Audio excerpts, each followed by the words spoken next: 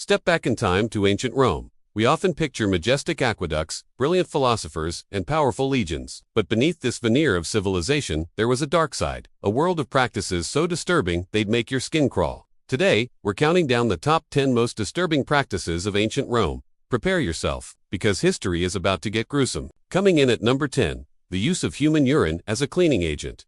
Yes, you heard that right. Romans collected urine in public pots and used the ammonia in it to launder their togas and even brush their teeth. It was a valuable commodity, and there was even a tax on it. Imagine paying a tax on something you produce naturally, just so someone else could use it as mouthwash. Number 9 is the infamous practice of decimation. If a Roman legion showed cowardice or mutinied, the punishment was brutal. The unit was divided into groups of 10, and each group would draw lots. The unlucky soldier who drew the short straw was then beaten to death by the other 9 men in his group.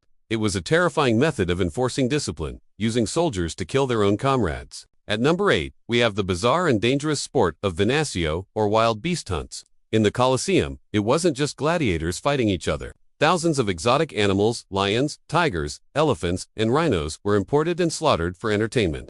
Sometimes, unarmed criminals were thrown to these starved beasts in a public execution spectacle known as damnatio ad. It was a bloodbath on an industrial scale. Number 7. Crucifixion. While often associated with one famous historical event, crucifixion was a common and agonizing form of execution reserved for slaves, rebels, and non-Roman citizens. Victims were nailed or tied to a wooden cross and left to die a slow, painful death from suffocation or exhaustion over several days. It was designed to be a public deterrent, a horrifying display of Roman power. For number 6, let's talk about lead poisoning. The Romans loved their lead. They used it for everything from water pipes to cooking pots and even as a sweetener for wine. They knew it was toxic, but its convenience outweighed the risks. This widespread lead exposure is believed by some historians to have caused widespread health problems, including infertility and brain damage, potentially contributing to the decline of the empire itself. We're halfway through. At number 5 is the vomitorium. Now, contrary to popular myth, a vomitorium wasn't a room for purging during a feast. The name actually refers to the passages in an amphitheater that allowed large crowds to exit quickly. However, the Romans did indulge in excessive feasts where they would eat until they were sick, sometimes using a feather to induce vomiting so they could continue eating. Gluttony was taken to a whole new level. At number 4, we find the Vestal Virgins. These priestesses were highly respected figures tasked with keeping the sacred fire of Vesta burning.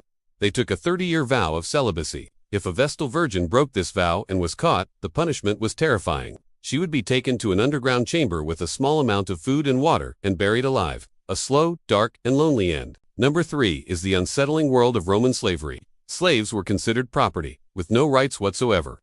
They could be beaten, tortured, or killed by their masters for any reason. Their lives were entirely at the whim of their owners.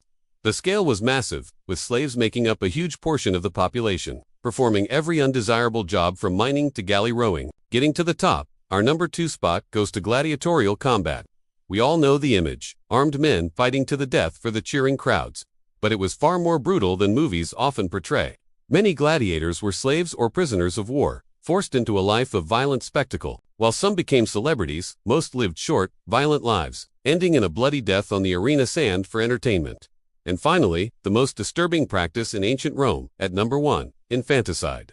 In Roman society, the father, the paterfamilias, had the power of life and death over his newborn children. If a baby was born with a disability, was female when a male was desired, or was simply an unwanted mouth to feed, it was common practice to abandon the infant, leaving it to die from exposure or to be taken by wild animals. It's a chilling reminder that even in a great civilization, the most vulnerable were often shown no mercy. From public hygiene to public executions, ancient Rome was a world of shocking contrasts. These practices show us a side of history that is brutal, strange, and deeply unsettling. Thanks for watching. If you found this journey into the dark side of Rome fascinating, don't forget to like, subscribe, and hit that notification bell for more dives into the hidden corners of history.